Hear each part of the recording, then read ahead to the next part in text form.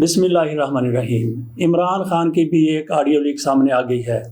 اس پر مسلم league نون کی طرف سے، ان کے لیڈروں کی طرف سے خوشیاں منائی جا رہی ہیں، دھمالیں ڈالی جا رہی ہیں۔ کہا جا رہا ہے کہ عمران خان کی سازش ثابت ہو گئی ہے۔ عمران خان سائفر کو لے کر جو کچھ کہہ رہے تھے وہ ساری ڈرامے بازی ہے۔ آڈیو میں کیا کہا گیا جو عمران خان سے منسوب کی گئی ہے، اس میں سائفر سے انکار نہیں کیا گیا۔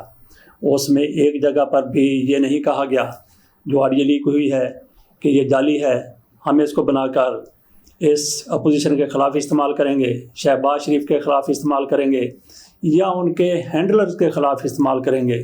اس آڈیو میں یہ نہیں کہا گیا۔ جو آڈیو عمران خان کی ان کے پرنسپل سیکرٹری اعظم خان کی لیک ہوئی ہے، اس میں کیا ہے؟ اس میں یہی کہا جا رہا ہے کہ جو یہ سائفر ہے اس کو ہم کس طریقے سے استعمال کر سکتے ہیں، کس طریقے سے ہم کھیل سکتے ہیں، کس طریقے سے اس کے منٹس کو اپنی مرضی کے مطابق ڈھال سکتے ہیں۔ یہ اعظم خان کہہ رہے ہیں۔ عمران خان کے ساتھ گفتگو کرتے ہوئے وہ ایک طریقہ کار طے کر رہے ہیں کہ اس اپوزیشن کو، شہباز شریف کو، آصف علی زرداری کو، مولانا فضل الرحمان کو، ان لوگوں کے خلاف اس سائفر کو کس طریقے سے استعمال کرنا ہے۔ وہ سائفر اپنی جگہ پر موجود ہے، اس میں کسی قسم کا ایسا شائبہ تک پیدا نہیں ہوتا کہ وہ جعلی ہے یا خود سے بنایا گیا ہے۔ اس میں یہی بحث ہو رہی ہے کہ اس کو استعمال کس طریقے سے کرنا ہے۔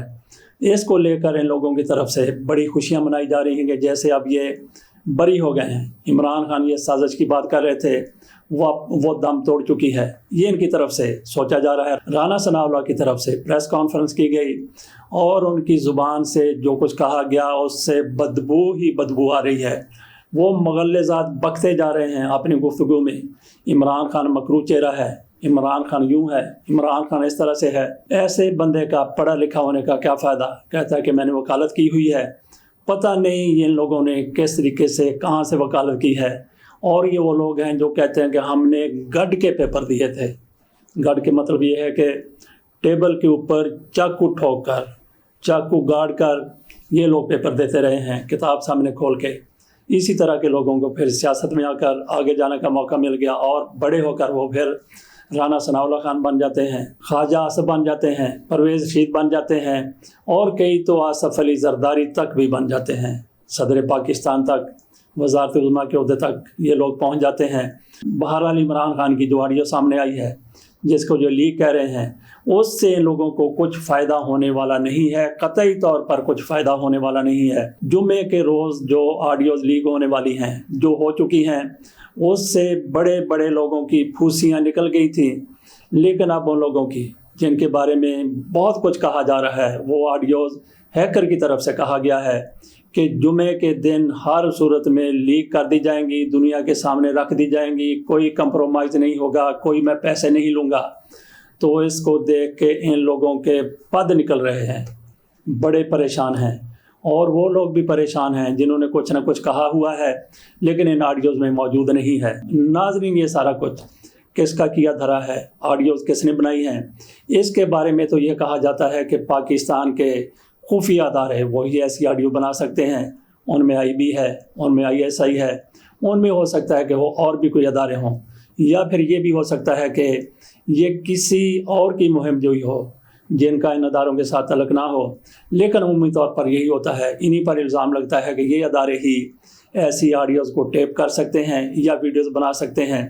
لیکن اس سے بڑا سوال یہ ہے کہ یہ پھر آؤٹ کس نے کی ہیں؟ مبشر لقمان کی طرف سے، اس طرح کے اور بھی کئی رینٹل جرنلسٹ ہیں جن کی طرف سے یہ کہا جا رہا ہے کہ یہ ساری کارستانی، یہ ساری مہم جوئی اور یہ ساری کارروائی عمران خان کے کہنے پر کی گئی ہے۔ ان کے پاس کوئی ثبوت ہے یا نہیں ہے؟ پاکستان میں جو بندہ بھی جو بھی بات کر دے اس کا ثبوت دینے کی ضرورت نہیں ہوتی، بس ایک بات اڑا دی جاتی ہے، ہوا میں پھیلا دی جاتی ہے اور پھر وہ راکھ کی طرح اڑتی ہی چلی جاتی ہے، جہاں تک ہوا جاتی ہے وہاں تک راکھ جاتی ہے۔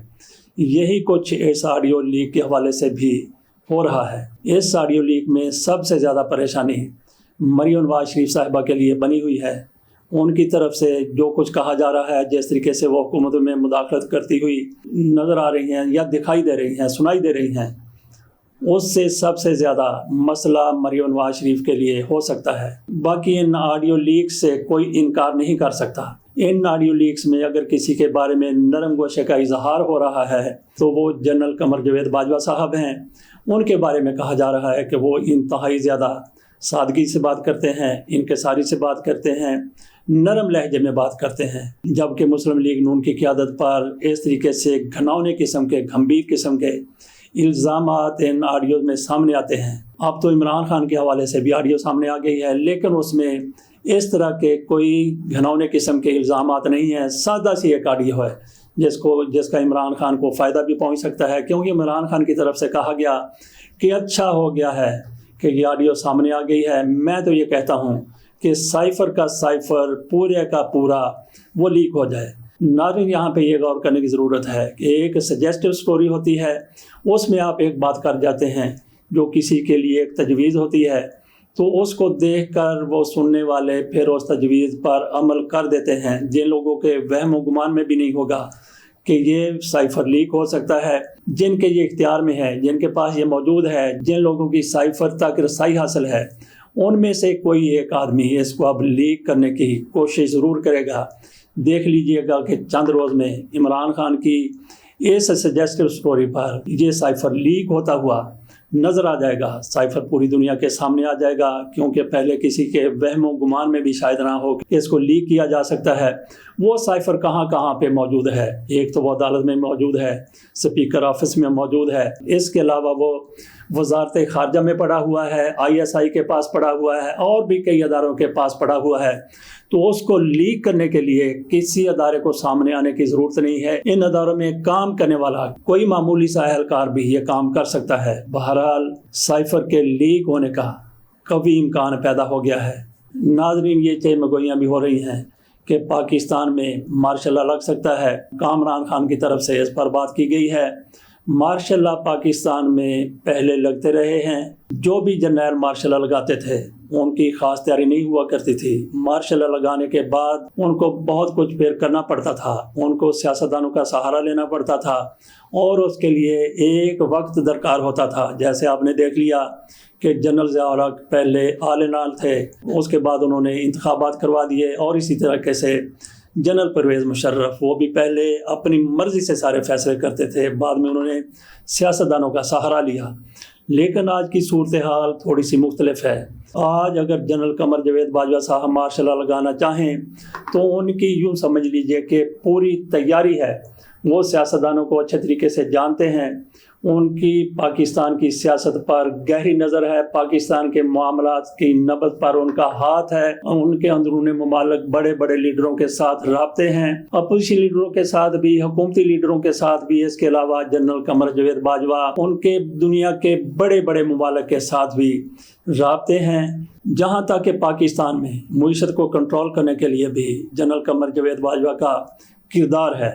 اگر جنرل قمر جاوید باجوہ صاحب مارشل لا لگا دیتے ہیں تو ان کو سیاستدانوں کا اس طریقے سے سہارا لینے کی ضرورت نہیں پڑے گی۔